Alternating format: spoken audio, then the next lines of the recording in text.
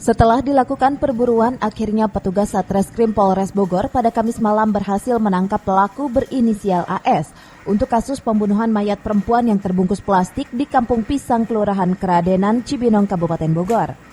Berdasarkan keterangan pihak kepolisian, alasan pelaku membunuh korban yang tak lain adalah kekasihnya ini karena pelaku cemburu lantaran banyaknya chat di handphone korban dari laki-laki yang tak dikenal.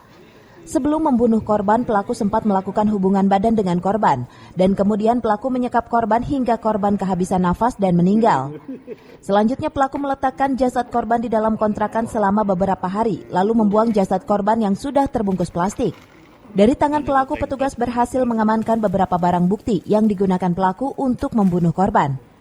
Atas perbuatannya, pelaku dijerat pasal 338 tentang pembunuhan berencana dengan ancaman hukuman 15 tahun penjara.